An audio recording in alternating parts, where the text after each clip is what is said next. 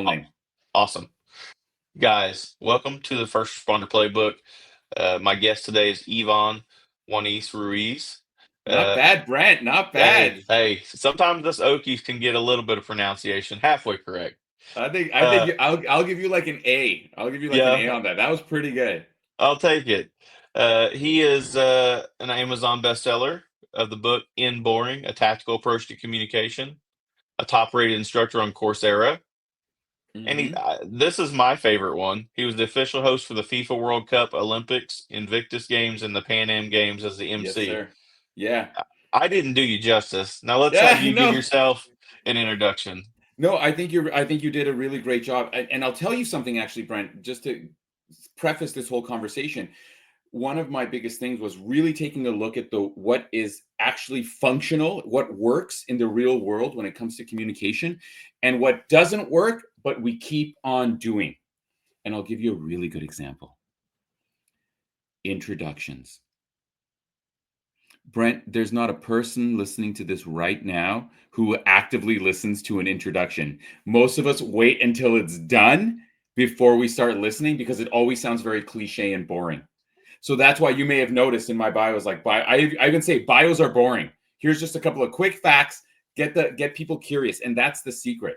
If you've ever been to any conference, and I get very excited, if I start talking too loud, please let me know. It's not because I'm mad. I just get very. This is my whole life.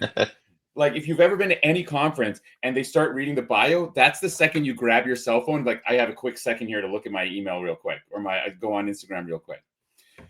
So if you get nothing else, dear listener, out of today's, if you're ever introducing someone, do not read a bio.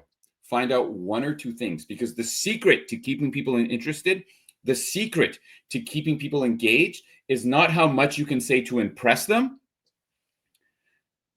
It's how little you can say to make them curious. Love that. I love that. So let me ask. Tell me about your Yeah. background and how did you get into the Communication world, realm I of guess. communication? Yeah, it's a great, and I'll give you the Coles Notes version because it's a long story, but there was kind of a couple of big milestones, and I'll just tell you those milestones. The first one was I didn't go to university after high school. My grades weren't good enough to, if I'm very, very honest with you. So I ended up getting a job. Look at Brent. I can see that you're like, oh yes, I've been there as well. I have actually. So I ended up getting a job, and through luck and serendipity, I ended up getting this job where I worked for the Ministry of Attorney General's office. And I got to travel around the province of British Columbia. I'm Canadian, where the city of Vancouver is.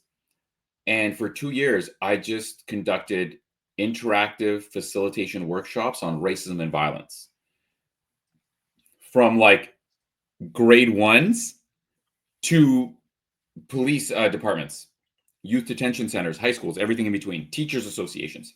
So by the time I actually did wanted to get a degree and study a little bit, I went to university and I had 2 years of speaking in front of people. And during university, I became known as the guy who's really good at talking, not because I was inherently good at it, just I had more experience. After university, I burnt out of many jobs. But the one thing in common was like Yvonne is the one who's good in front of people. So when I tried to make a career out of it, and here's where the big milestone happened for me, Brent. I realized that so many of the things that people teach about good public speaking, good communication, the people who are teaching it don't actually do it. They're just like they wrote a paper, they did a speech about it, but they don't actually do it. And Right. B, it's all theory. It's not the stuff we do in the real world. I'll give you a couple of really good examples. There's a lot of people who teach public speaking and they do like their TED talk, right? I guarantee you will not be able to find a single video of any of those people doing anything except that speech they did in that TED talk. Talking about, give them a mic and say, okay, here's a bunch of engineers. Can you talk about this latest update in engineering? Oh, here's a bunch of project managers. Would you mind presenting this Excel spreadsheet? You'll never find a single one of them doing anything like that. Instead, they'll say all this silly things like, Brent, never cross your arms. Dun, dun, dun. But watch any good stand-up comic, watch any of your favorite talk show hosts, and they're constantly doing it. Oh my Yes. God, never say Again, watch any really good like public speaker, any good stand-up comic, they're saying all the time. But I would say that any good stand-up comic is better than any politician or any Toastmaster as a speaker. Like Brent, you and I, we have never had our friends over for beers, pizza, and like a Steve Jobs speech. Like, there's not a single piece of, hey, you guys, hey, guess what? Google's doing a keynote. You guys all want to come over and party and have some beers and watch the keynote? You've never said this. You have never said this. Yet and still we judge people based on that. We judge, oh, that's a good communication, even though it doesn't replicate the real world. So anyway, when I did Toastmasters and I did Dale Carnegie, and I'm a distinguished Toastmaster, a certified Dale Carnegie trainer, but they were dogmatic. They kept doing these rules that don't apply. I was like, but I see that broken all the time. So instead, what I did is I looked into some crazy places. I looked into police interrogation, interview techniques. I talked to buskers, like street performers. Mm-hmm. I learned one of the most powerful things about persuasion from professional wrestling. I don't know if you're a professional wrestling fan. Absolutely. Are you really? Okay, The Heart let's talk about it. Foundation, Chris Jericho. There's a Oh, lot of Canadian you're old wrestlers. school. Yes. You're old school. Okay. Yes. Because I'm that generation. I'm like Yes. the Macho Man, the Junkyard Dog, Hulk Hogan, like all that kind of stuff. Yeah. So I learned very interesting persuasion techniques from them. And then I actually started to looking into like all this quote unquote science about lie detection, this science about nonverbal communication, and realized that so much of it is dubious, meaning it's not real science and it's not really founded in anything, but yet we accept it to be true, even though in day to day it does not apply. So anyway, that's a very long-winded answer, and I'll pass it back over to you. Well, a couple things is I'm not going to hold it against you that you're Canadian, because it seems like half my guests have been Canadian. Really? Yes. If you go back and look through some of my old episodes, Jeff Johnsgard is a retired Canadian police officer that is just a wealth of knowledge, and I feel like you two would gel so well. I'd love to chat with him. Yeah. You should look him up. And then Dan Fraser is from Calgary, another police officer that is just great. And I love that you made mention is that we hold ourselves into the communication world to how we communicate professionally. But 95% of our communication is not on a professional level. It's more on an informal level. Bravo. And that just, it hit me when you said that, because I think all the time that, like, I'll give you an example.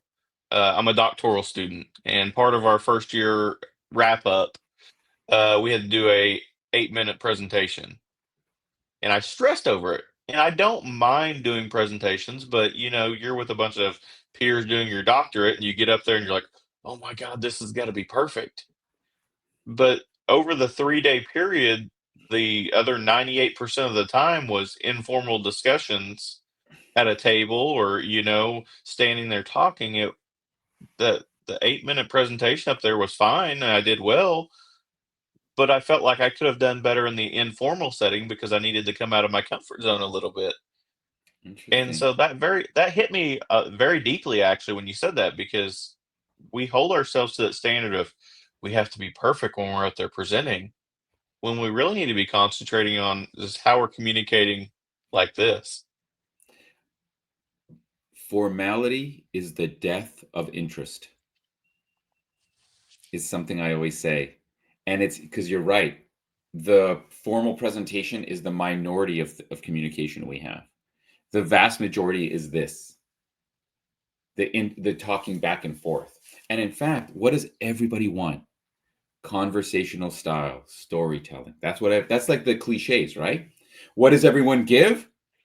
Good afternoon. My name is Wanis-Ruiz. Today, I'm very pleased to present some of my findings and my research, and already everyone will stop listening. So what you say is very profound. It's very true. And I work with several universities and here's the big, with their postdoc programs and with the PhD programs at a couple of different universities. Georgia Tech is one, and the University of British Columbia is another. And what you find, and this is a tragedy, Brent, between you and I, How many hours do you think you've put into your PhD? A lot. It feels like a lifetime, doesn't it? Yes. And to think about the tragedy of going to a conference and presenting your doctoral thesis and nobody gives a fuck because it's boring or it's too technical or it's too formal. And I think of that as a tragedy. And I say this to my postdoc students all the time. Like, there's no worse feeling than spending your life on something you think is important, but not being able to communicate it. And so nobody cares and it is forgotten. That is the difference between why Noah, you can't name a single environmental scientist off the top of your head, but some dude in his car or Jordan Peterson or some guy who's like, listen, man, I've watched a lot of YouTube videos on the subject, bro. Like, oh, you'll listen to them because they have what you're saying, that conversational, I'm just talking to you, man. Stop. It's funny you say that. I volunteered to be the media relations guy at a department probably, gosh, it's going probably 5, 6 years ago now. And I always laugh because they saved $50 and sent me to a private class instead of sending me to like the FBI's public information officers. And the guy was very nice. He knew his stuff, but we didn't do any practical work that week. He literally showed us a bunch of videos and said, please don't do this, please don't do this. But we didn't get there and like do it. Do it. And so I came back of what not to do, but I didn't have any practical experience in doing it. And you Well, make a val. Oh, sorry. Keep going. Keep going. yeah, I was just gonna say when I got back, I kind of got put on ice for the first few months, and they Mm. didn't use me. So it got even colder in my skills. And so when they finally called me out, I always laugh because Oklahoma had just legalized medical marijuana. Like I'm talking within like a month. Okay. And this person had a legal marijuana grow and they got robbed and beat up. The worst day of their probable lives. But it was just such a hot button issue. And they're like, hey, we need you to come out here and talk to the media. And it was like a 96 Wow. degree day in Trial Oklahoma. by fire, man. Wow. Yeah, and I learned then kind of, pick your interview spot because they put me right, like, facing the sun at, like, 5 o'clock in Oklahoma, and so I'm, like, sweating. Sweating. I'm already a pale guy, and, like, I'm nervous, and I get up there, and there's this beautiful reporter, and we actually ended up becoming very good friends, Oh, and great. she's asking me a question, and I said, Yes, sir." And it was on Facebook Live, and so, like, within, like, 30 minutes, all my friends had it memed out and sent out of, the smirk I made of, "You when you call the lady reporter a sir," and, like but I learned something in that people cared about it because I messed up, because it was funny. Oh, yeah. There's actually a very good concept, another realm. I tried to like research all the realms of communication as much as I could. And one of them is, you've heard, improv is the thing. And in improv, they say mistakes are gifts because they're probably the best part of your presentation. And I'll give you a really good example. Um, So during the Invictus Games, which is sort of like an Olympics, but for active duty and retired military, um, Prince Harry is kind of the big spokesman for that. They did it. They do it all over. Kind of. They did a few in the States. They just recently did one in Vancouver. I had to introduce all of these like politicians, and the first politician I came up, I mispronounced their name. And so, and he said that he started off with like, Yvonne, I just want to say thank you for helping me to relive all my elementary school trauma. And everyone got a big laugh out of that, right? The second person, again, I messed up their name. And they brought it up and everyone laughed. And so everyone coming up started mispronouncing my name as a joke. And I just went with it. I'm like, you're right. You're right. We played it off. And to the extent that one person came up afterwards, like, was that the name thing? Did you guys plan that? Or was that just, and I was like, no, dude, that was me messing up and going with the flow, like taking that as a gift because it ended up being every single person got a laugh at the beginning of their presentations by making a reference to it. That's awesome. That's turning a mistake into something memorable. Yeah. That And that, that that's awesome. I love that.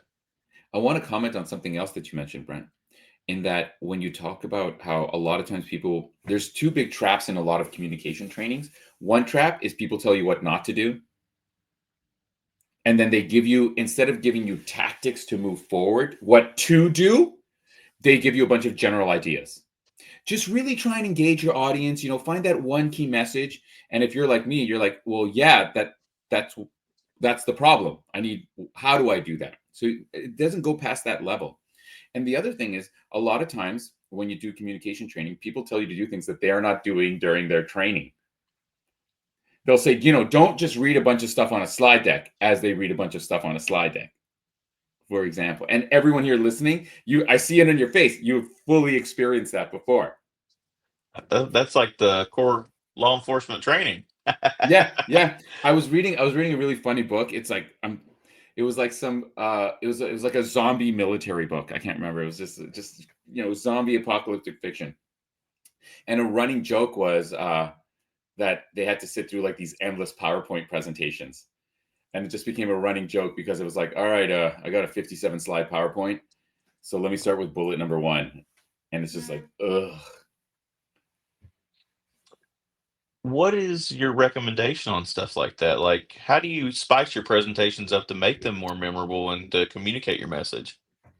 There are so many ways. And one of the biggest thing, I'll give you a direct answer to your question, Brent, but first let me preface it a bit. There's enough ideas in the world. We don't need more ideas. We need more tactics to execute on ideas. So one of the things that I do is I talk very little about ideas, and I talk a lot about evidence, and let's turn this evidence into an actionable tactic, a physical thing we can do, a sentence we can write. So let me give you a couple of quick tactics right now for you and your audience. Number 1, if you ever have a technical presentation with a lot of numbers, but you want to communicate some of those numbers, present the number without any context. Like show a slide with like 96. Everyone's going to look at like, what does this mean? And you're like, does anyone know what this number means? You can right away. You can be super shy, but peppering your presentation with numbers without context, and then going to the spreadsheet, then going to the analysis, then going to the chart, because they will anchor onto that number. Also, by doing that, you are creating a puzzle that they have to solve, because now they are curious. So they're more likely to listen. Super simple tactic anyone can use. Here's another one. If you are ever doing a PowerPoint presentation or keynote, it works on all the things. Understand that no one has ever read a keynote, right? Like you've never looked at a slide deck and be like, let me just read all these bullets. You've stared at it, but you've never read it. The problem is when you're staring at it, you're not really listening to the speaker. So then you don't really know what the speaker's talking about. So you kind of tune out until the next slide. So hit the letter B, as in Bob. When you hit the letter B on any slide, and anyone listening right now, do this. Open up a PowerPoint and run the presentation. Like put it into presentation mode. Hit the letter B and the screen turns black. When I present, my screen is black like 70% of the time. So I'll show them that number. Here's the little combination for you. I will show them that number, right? And then I'll go to my next slide that's maybe a complicated kind of like chart or something like that. And then I'll hit the letter B and they'll look at me because there's nothing to look at. And then I'll hit the letter B again and then I'll show them the chart again. And they'll see, so you can see over here, and then they'll look at the chart and then I hit the B again. And guess what they do, Brent? They look back at me. Those two tactics, the first one is how to get engagement. The second one is how to direct attention. And they can work in any presentation you try. I love that. Those are very simple things that anybody can do. Yes, I love yes. Yeah, and thank you for saying, because this was my big frustration when I was learning. People would give you these big esoteric ideas and then give you 0 examples, or give you examples from like Apple. And you're like, yeah, dude, but that's not what does this have to do with my 5-minute scrum on Friday? What does this have to do with my poster at a conference? What does this have to do with like my regional update about like my 2% sales growth that I have 10 minutes to do at a meeting? And the answer is nothing. So that's why tactics need to be simple and actionable. Because that's, like you said before, that big keynote presentation that a CEO does is 0.01% of all the presentations we ever have to do. I really need to get you some contacts in the law enforcement world so you can start networking a little bit I in this would industry. love to. There's an instructor out there called Instructor Z, and I love him. He's probably the most confident guy I know because he's such a good communicator. Love But he that. I'd love uses to this, chat with him. yeah, he uses his PowerPoints to tell a story instead of death by words. And he uses that all. He uses the black screen just like you said Does he? to draw the Great. attention in. I love And him already. he's actually got his mission is to end terrible law enforcement presentations. Dude, And you should have both of us back on the show because I feel like we're speaking the same language. yes, and he's actually he's such a smart man because he's got a like a USB card, and he's used his knowledge to put all these different tips and tricks for PowerPoints together for cops. Because let's be honest, most of us cops probably just throw our stuff together, put death by words in there, Yep. and his mission is to change that. And like, because you're right, if you're just communicating, a full page PowerPoint that has nothing but words on it, people are going to tune out very quickly. Yep. You have to switch it up. You have to reach people in different manners because we all learn different. We all connect differently. And if you're just doing it one way, people are going to tune out very quickly and they're like, Mhm. Here we go again. Let me check my 100% email." agree. Yep. 100% agree. And And oh, sorry, go ahead, please. no, I was just going to say, I love that you recognize that, but you can also convey your message to teach people that. Thank you. And I'll mention something. There's two fundamental traps that you brought up. One is a lot of people design PowerPoints to be read because they send that's the leave behind. But the thing is, PowerPoints presentations aren't meant to be read. And if they're bored during the presentation, they will never read your leave behind. They'll say thank you very much, thank you for the email, and it'll sit in your email for a year until you run out of space, and then you're like, I'm never going to read this, and you delete it.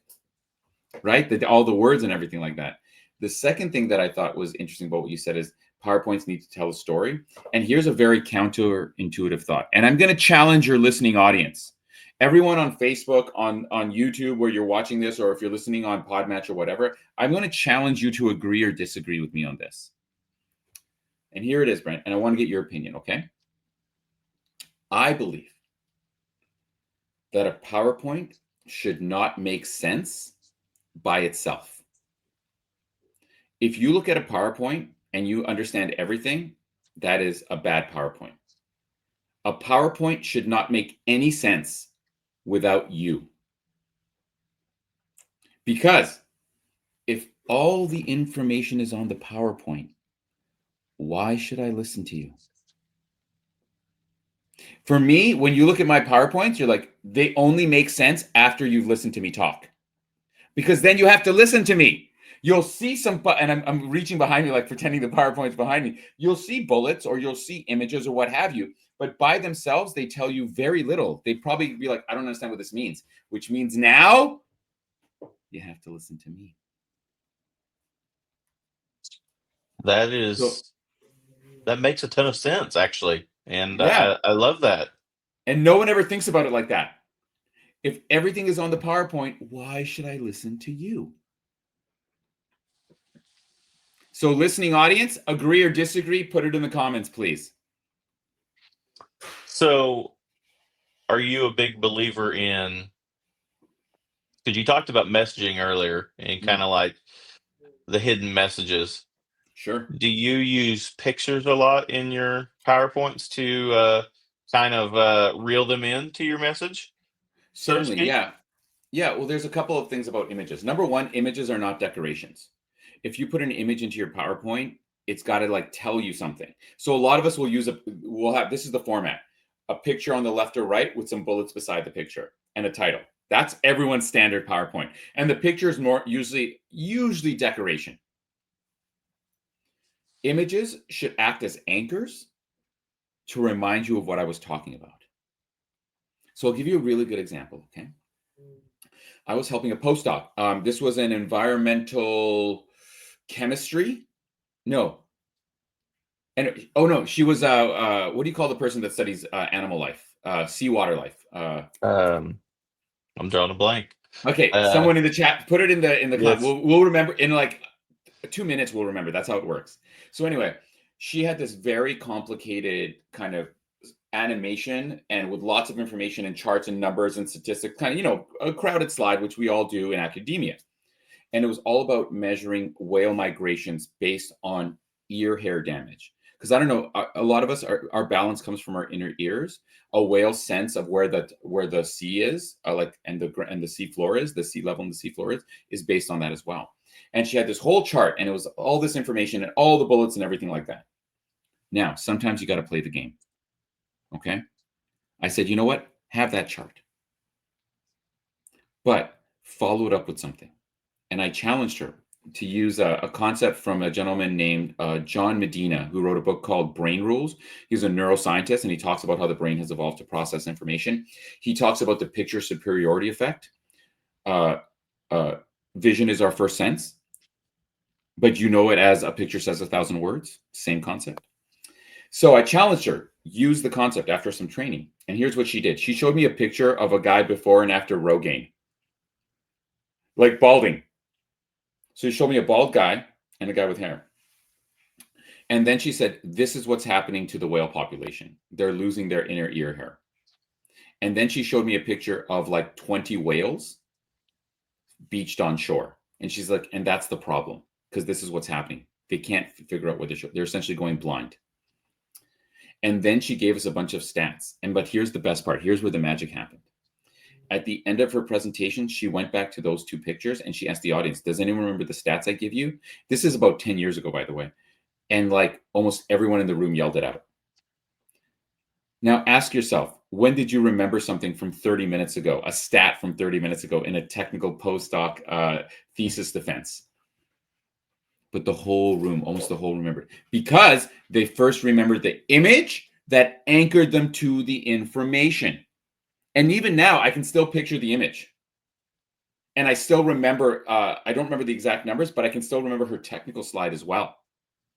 Even though it was 10 years ago, because it's always the image first. And you know this, everyone listening says they're bad with names and good with faces. Wrong. You say this, Brent, probably. Bad names, good. We all say. It's wrong. It's that you're visually exposed to the stimulus of a face for much longer than you are exposed to the audio stimulus of someone's name. That's the truth of it. And we tend to recall information with images first. So you can use an image as a PowerPoint slide, then give them all the technical, boring slides they pretend to read. But that image, if you put it right before and right after all the technical stuff, will act as an anchor. And then if you show them that image again a week later, they'll be like, oh, that's right. And they'll start to recall information. I love that. That makes actually a lot of sense now that I think about that. Things are true when they seem obvious after you've heard them. I say this in my workshops. Everything I tell you, you're going to be like, well, yeah, of course. But it's hilarious because before that, no one ever does it. Like no one does that. Yeah. Think about this. Let me throw one more thing at you, and then we'll go on to the next thing, Brent. 1992. I want you to think about the year 1992. Were you alive back in 1992? 4 years old. You were 4 years old. That's before, I'm pretty sure before the internet was popularized, right? Yeah. Before we did anything, no one was online. It was before anyone had cell phones. Okay. Now, since then, think about how much our communication has changed. Think about how much the way we act, interpret. Think about the world of formality. It's very acceptable now for like people at work to be very casual. In 1992, it was a suit and tie kind of life. Think about all that change. But in 1992, that's when PowerPoint came out. And to this day, we still do the exact same thing. To this day, the only thing that has changed about the way we use PowerPoint is the pictures and the fonts. Everyone still has, go on Canva. It drives me crazy. It's still title, picture, bullets, or title, bullets. Nothing has changed, which is why presentation seems so disconnected from the way we normally communicate. And it's getting worse because ask yourself this, what else from 1992 do you still do? Not much. Pee pee, poo poo, sleep. That's it. Yep. Yep. That's very true. All right. I'll calm down a little bit now. Sorry. I get very worked up about this. How do we change that? This is one of the things that my book is called End Boring because I'm trying to change the world of boring communication. One of the most interesting forms of cognitive dissonance that I have seen is that everyone wants to change. There's not a person who wants to go to a conference and sit through like 2 days of hour-long lectures. No one. Every single person who goes to a conference says, I'd love it if they could just give me like the one kind of walk-away message. Everyone wants that. And then you do the presentation, and what do? The exact opposite. You give them big, long, hour-long presentations. You're like, oh, I can't just put it into simple sentence. People need all the details. And then you ask people, do you want details? Everyone says no. Details are when I'm by myself reading, if I care. The other interesting thing is I talk to people about everyone guaranteed. If you look at any of the surveys, I've worked with lots of conferences when they survey the people, what's the one thing everybody wants? More interaction. But then you're like, let's put more interaction. Oh, no, we can't. We have to have speakers. That's what people come for. And you're like, literally they're saying no, more speakers. And I tell people this all the time. A Q&A is not interaction. A Q&A is two people having a conversation while 1,000 people quietly check their phones. A panel discussion is not interaction. A panel discussion is 3 people talking on a stage while 1,000 people look at their phones. The crazy part is, Brent, everyone knows this. If you've ever been to a conference, you know this. Everyone knows this. Everyone does not want that. Try changing it to the conference organizers. Or if you're in charge of a conference, you'll be like, think about my speakers, think about what they're going to learn versus the interaction.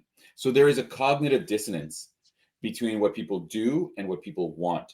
And I'm still, and I fight it all the time. I talk to conference organizers and I get hired a lot because people are like, we need interaction. We need interaction. Everyone is bored to death. It's interesting, but they're bored. That's every conference. It's interesting, but we're bored.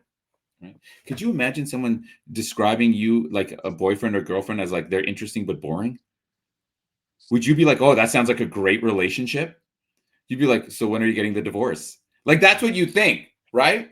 Yet and still in our learning worlds, in our presenting worlds, in our conference worlds, in our meeting worlds, that's exactly what we focus on. But the competitive advantage of the future is not information.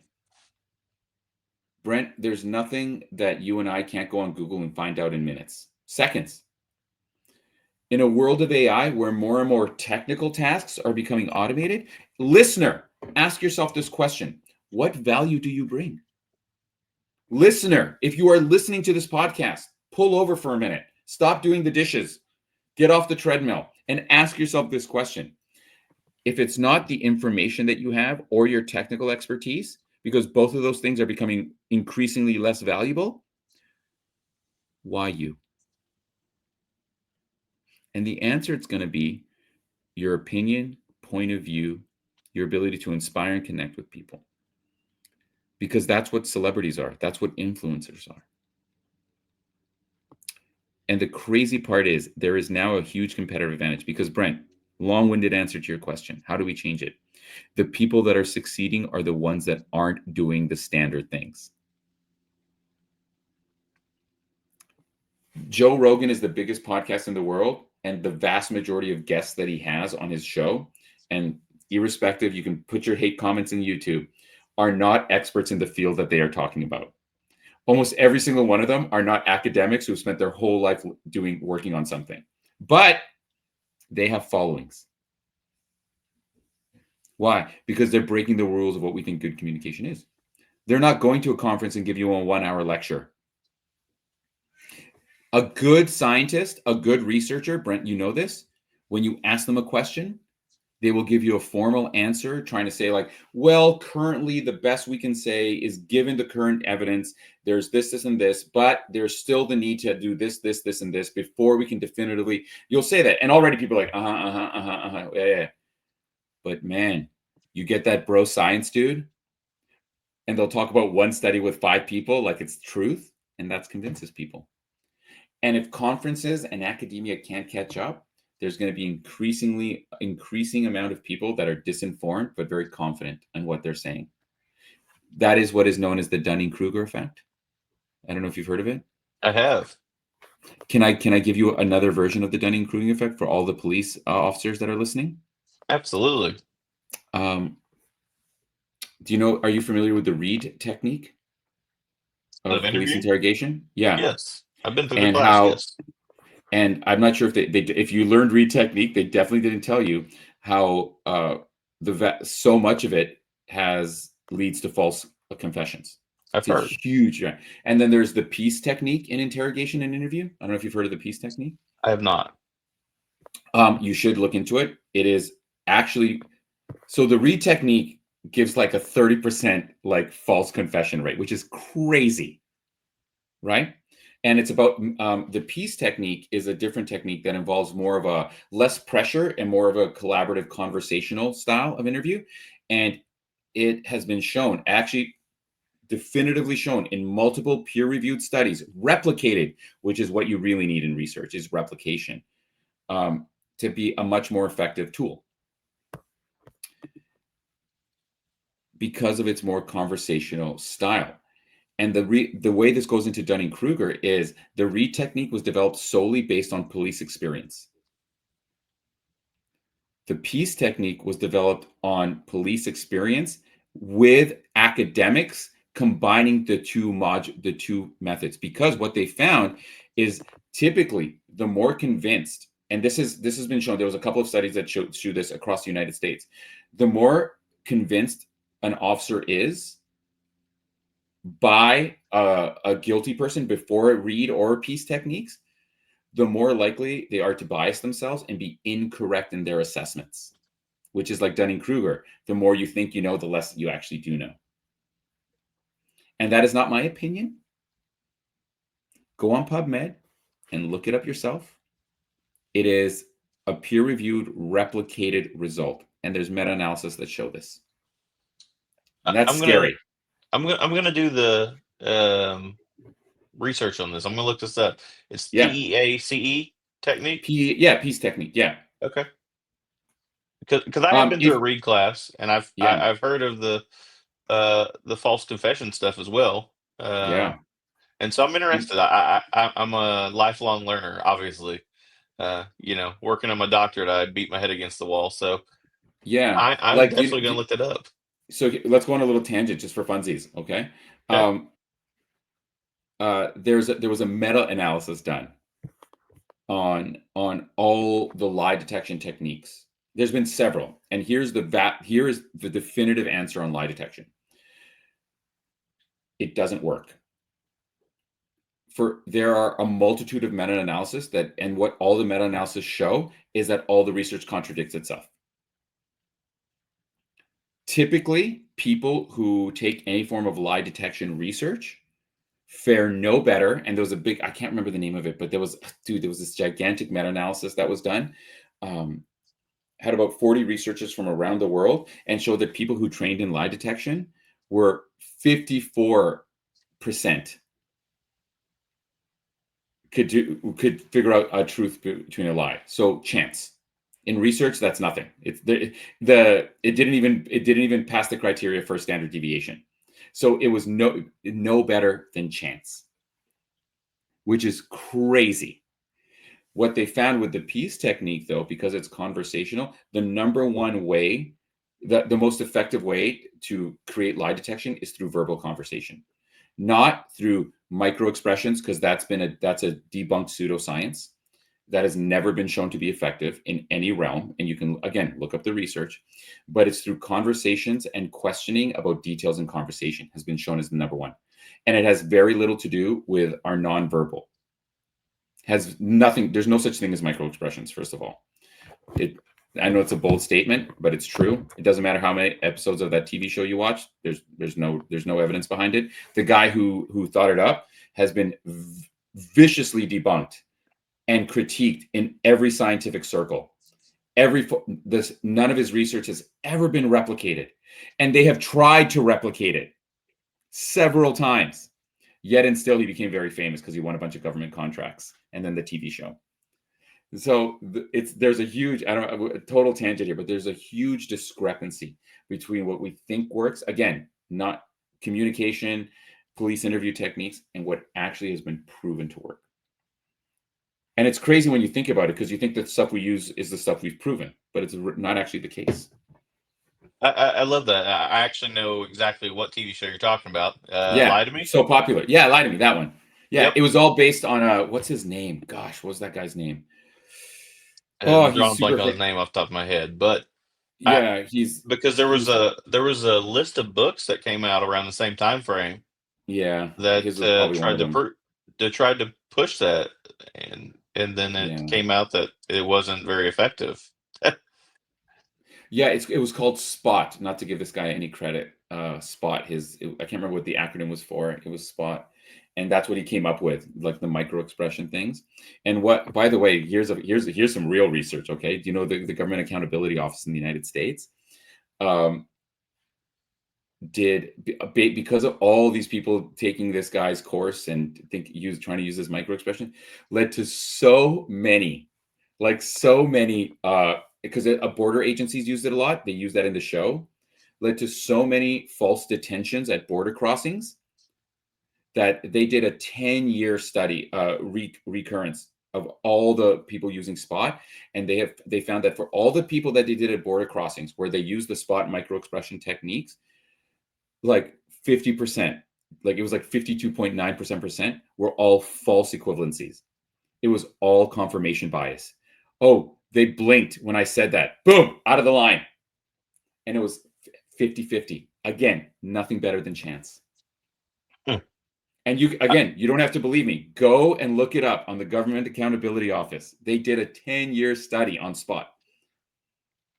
I love that. So for all the police officers listening to this, I hope you won't get too mad, but put your angry comments on the YouTube channel, right? Please write Brent and be like, I object. And if we could get as many angry emails in the comments as possible, that would be fantastic. Thank you. I love that. And I want to circle back to something you were talking about just a minute ago about making connections with your audience. Yes, I have a good. I will use this an example. I didn't get the job actually, but I felt like I killed the presentation portion of it.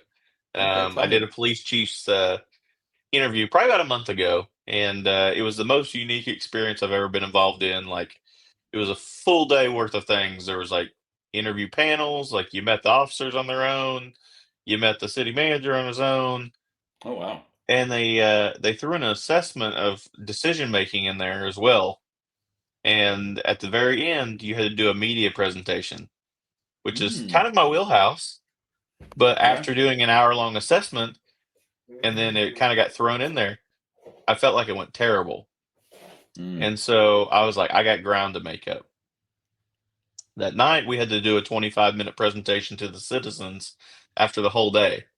And so I get there, and it's a ballroom style setup with tables, and they've got a stand up front with a microphone. They said, "Hey, here you go." And I said, "I don't want it." And he's like, "Well, what do you mean you don't want it?" And I said, I don't want it. I don't want to stand up here." And so I walked through the audience and spoke without the microphone because I wanted to make that personal connection. So good. Because I felt like I had ground to make up. And I went up there and I killed my presentation. I know it went very well.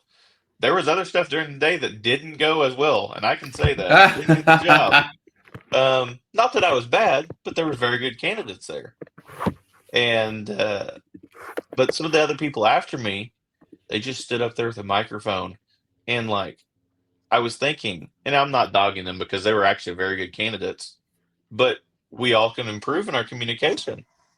Is that they felt out of touch because they stood up Mm, there, they talked with a yeah, microphone, they didn't interact with the audience, they stood in the corner. People were tuning them out very quickly. 100%. And it doesn't matter, kind of like you said, anybody can get the knowledge. It's how you Yeah, hook those people in. And I learned something that day because you can make a very good connection with your audience yeah. by coming out of your comfort zone. I don't need the mic. I'll walk around the room, make eye contact with people, talk to them, and actually interact.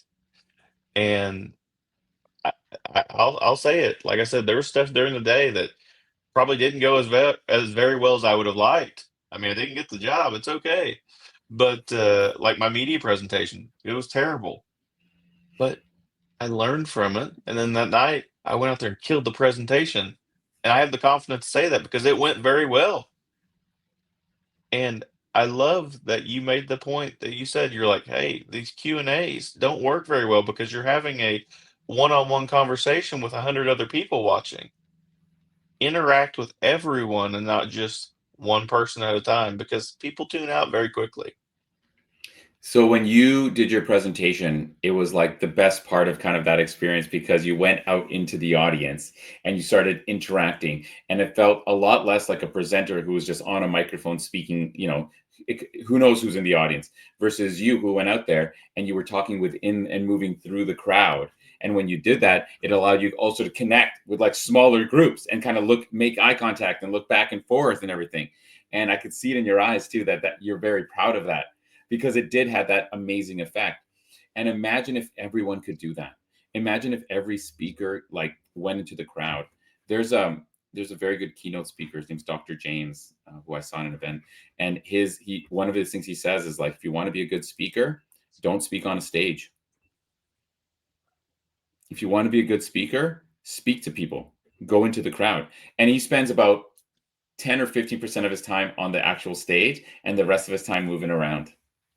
Hmm, I There's could see another that. aspect to this. There's another aspect to that, by the way, Brent, and it's a very physiological aspect to it. In the book Brain Rules by John Medina, it's a great book. I recommend it to everybody. One of his other rules is that the brain needs exercise roughly every 2 minutes. 2 minutes of not movement is very difficult. So when you are moving around a room, and this is for the YouTube audience, what you're making people do is physically move because they have to watch you move. That physical movement keeps people engaged. It's another reason why you want to move, right, through the audience. And to a certain extent, why you want to move on a stage. Because physical action keeps people engaged. Oh, you want another quick tip, by the way? Can I give you Of another quick course. tip for the Of listening course. audience? Okay. If you're ever having to do something and you're like, Yvonne, I can't be walking around a room like that. It's not appropriate for my genre. That's not what people want. First of all, you're wrong. It is what people want. It's what everybody wants. It's what you want when you're not on stage, right? You want something engaging, right? But suppose you're right and I'm wrong. What else can you do? Well, periodically give people a 30-second discussion question. Give people, hey, if you had to choose between A or B, rank these three things. Find an example of blank, turn to the person next to you. I'll give you 30 seconds. Go. The loudest part, the most awake part of every conference is right before and right after the speakers. Let's be honest. When are you most awake? When the presentation's done, you're like, oh, okay, so you guys want to go for a chat? You gonna getting coffee? Let's go. That's when you're most awake and engaged. Doing that is a very simple. I do that in every presentation I'm in, whether it's 10 people around a boardroom. I say before I start, I like to do it at the beginning to wake people up if I'm speaking later in the day. I'm going to give you guys just a minute. Can you give me, if you had to choose between these two things, which one would you choose and why? Just discuss it around the table. Go ahead, go. Turn to the person next to you I've done it at big conferences. Before I begin, everyone at your table, give me an example of this, please. I'll give you 30 seconds, and then I'm going to ask for a few from the audience. Go. Here's another way you use it. If you ask people for their feedback and you're on a stage and you're saying, okay, give me your feedback, you will get dead silence. But if you say, at your tables, discuss what you think could make this better, and then we'll get a few examples, and you get everybody talking, you'll get tons of answers back. What drives that? Well, it's what you were saying before, Brent. It's the interaction. We are naturally social creatures. We naturally want a conversation is what we want. You know what I mean? So when you are sitting listening, you're very still, so you get tired. You can only listen for so long before you get like overwhelmed. Dude, even the Lord of the Rings is hard sometimes. Think about it. Like even during the Lord of the Rings, there's a couple times we're like, okay, I got to move around or something, man. We need an intermission. You know what I mean? Yes. But notice something. You will be, even when you're watching a movie that's kind of boring, the second the movie's done and you get to talk, you're awake again. You were going to say, Brent, go ahead. I was just going to say, I have a thought on that. I'll never forget when I went through instructor development in Oklahoma, you have to do a 20-minute presentation. And I'm always the person that volunteers to go first because I Get feel it like out of the way. well, that, and I feel like you're going to get the most engagement. Sure. Especially after it's a week-long class, everybody's tired. I'll never forget, I tried to volunteer to go first, and she randomly drew, and I got very last. Worst. Brutal. Yeah, and so, especially with cops, we're all alpha personalities. They're checked out by the end of the week. Yeah. And I'll never forget that, like, you have benchmarks you have to hit during that presentation. And it had to be like within a certain time frame. You couldn't go over it. You couldn't go under. So there wasn't, in a true class, you're gonna improvise a little bit and make it more interesting. But I was Always. Yeah. limited. But I lost my audience because they were ready to go home. Yeah. And I'll They're in never go home forget mode. that. Yeah. And Whenever you say someone, okay, we have one last before we're done for today, you might like they just killed you. how do you combat Yeah. losing your audience at that point? What are Doing the some ways to strategy I keep your just audience engaged? That's the best thing. Listen, I keep telling this to people. There is nothing that you can do that'll wake people up or engage people more than letting them talk to each other. So one of the things I say, if you like, let's suppose you have a 20-minute presentation, okay? No matter what the topic is, at 7-8 minutes, and then another 7-8 minutes, you can say 10 minutes, whatever, it doesn't matter. Minimum 2 times, give them a 1-minute like discussion topic. I guarantee they will wake up. I guarantee, because you let people talk, they'll be like, even if they don't talk about it, they're still going to talk with each other. Even if they're not talking, they're listening to smaller conversations. So that's the first thing I would do. The second thing I would do is, again, going back to that idea of the brain needs exercise. I would start with or I would try and have as many show of hands questions as possible. In fact, one of the best ways to use a show of hands is with a show of hands stack. It's another simple tactic. And that is getting people to respond with show of hands several times. Like boom, boom, boom, boom, boom. So I'll give you a quick example. Give me a topic. Give me the topic of that presentation. It was actually over media relations. Okay. Question: how many people here have done any media, talking to any media? Show of hands. Okay, put your hands down. How many people have enjoyed it? Okay, interesting. How many people watch media interviews? Great. How many people haven't put their hands up? Fantastic. Okay, how many aren't listening? Thank you very much. The little joke at the end always kills because there's always one smartass, especially with alphas, that it's like, great, it gets a big laugh. But this physical, over and over again, is physical action. Then I would talk a little bit, and then I say, okay, so let's go through some of the 3 big learnings that I got from media that I want you guys to use. First one, by the way, does anyone here have a friend that talks a lot? Show of hands. Okay. If you didn't put your hands up, that's you. Right? All right. How many people have a significant other that talks a lot? Okay. How many of you have someone who doesn't talk at all? Which one do you prefer? Don't put your hands up. No hands up. And then I would go into it about how to make you want to have like a couple of key walkaway bullets that you want to tell to the person who's interviewing you. But the stacking of show of hands is another way to get people awake because it's physical movement. I love that. Does that help?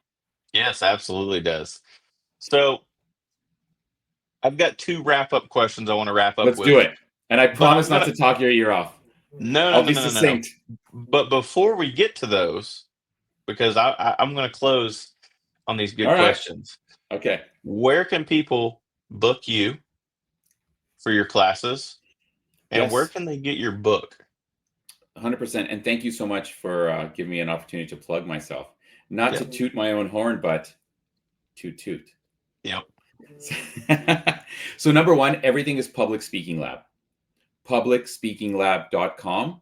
I'm a hired gun, so I will go where the business is. So if you're having a conference, if you are having a meeting, if you're doing a retreat, whatever that is, and you need someone to talk about communication in a very, very interactive way, my company's called Public Speaking Lab because I talk less than half the time. And more than half the time, we are experimenting with techniques. So just go to publicspeakinglab.com, Public Speaking Lab on Instagram, on LinkedIn. And the book is available at fine Amazons everywhere. Amazon.com, Amazon.ca, Barnes & Noble, Apple Books, Google Books. If you just look up End Boring. Love it. So here's my 2 hard-hitting questions to end the day. As you're a child of the 90s, late 80s, and early 90s, like myself, you said you were a wrestling fan. Oh, yes, we have to talk about it. Yes. Who is your favorite storyteller of all time? Because you never got over if you weren't a good storyteller. Mine, my original one, I got to go Macho Man. But my number 2 is my favorite Canadian, Chris Jericho. Love him. Oh, you like, okay. He can reel the audience in, and he's still like 55 and reeling them in. So those are my top 2 wrestlers of all time. So who's your number 1? So I will tell you that an underrated. So number 1, I think everyone would say the Macho Man. Yep. Just his intensity was fantastic. And you know what the Macho Man did that was really good? He always had a key message. He always had one key message outside of the date and everything. So I'll tell you this right now, and everyone who knows the Macho Man will know. Cream always rises to the top. Oh yeah. Yep. Just like everyone who knows, like that's it. And everyone has a Macho Man voice. That's the other thing. Yes. I'll give you a couple quick more answers. The Ultimate Warrior, because you could never figure out what he was saying. You'd be like, Ultimate Warrior, when is your next match? When the moons of Endor align. Like, you know what I mean? But you know what he did really well? He's physicality. He had great physicality. All wrestlers have great physicality. Underrated storytellers were the managers. Bobby the Brain Heenan. I fucking hated that guy. The way he would communicate was fantastic. And the other one who I thought was really good was Ted DiBiase, the $1 Million Man. Yes. There's the video of him kicking the basketball away from the kid. Oh gosh. He's like dribbling it, and it's you instantly, you're like, God, I hate that man. Yeah. Listen, wrestling is only as good as its heels, its villains. Yes. If you didn't grow up hating the honky tonk man and being a little bit of spray, gosh, what was his name? Kamula? No. I can't remember. Doesn't matter. We're going to go down this travel tangent. What's your other question? Oh, but actually, can I give you something really, a little teaser? And if people like it, invite me back and we'll talk, because I can't do it quickly. Wrestling and persuasion. The fundamental thing that wrestling figured out that we can use in our communication is that it is very difficult to make people like an idea. Back in the 60s, 70s, they used to always introduce faces, good guys, and half the time the audience would boo. So to this day, and I encourage everyone, even if you don't like wrestling, watch some wrestling, because you talk about the storytellers. Every single rivalry will start with the bad guy first, because it is almost impossible to make people like something. And the more you try, the more they resist. But it is very easy to make people dislike something. So to this day in wrestling, it's always someone on stage making everyone really mad. And quite literally, whoever comes out to fight them, people love. I So love that's that. yeah, that's something. And it goes deeper. We can use it in communication, but I'll save that as a teaser for next time. I love that, and you'll definitely be back. So here's Thank what I you. want to wrap up on the day, Let's do it. because we had some fun. If you had to pick one thing in your whole life, and that was the last thing you could do to pass your message along, to leave a mark in this world, what would it be? Like a message I want to leave the world. Yes. It's not fully related to my book, but it's related to my life. And it's an Okay. expression that I say to myself all the time that I'm pretty sure I made up. The fear of the unknown is greater than the fear of being unhappy. So people will settle for unhappy. You see it in people who hate their jobs, in relationships that don't work because they're afraid of, what if I can't get anything better? I could have stuck to a 9 to 5 job and been miserable, because what if I can't find something better? So that's why I tell people, embrace the unknown, because the fear of the unknown is greater than the fear of being unhappy. And if you can embrace the unknown, you will find a success in some way. I love that. I love that. It's been my pleasure, Brent, and it's you'll been be back for mine. sure. It's been a So, lovely chat, and I love some of your insights. So thank you for yep. having me. I appreciate you. Guys, check him out, and he'll be back for part 2 sooner than you think. Thank you. I hope so. Part 2, baby. Woo! Yeah. Yeah. Have a great day. Thank you, Brent.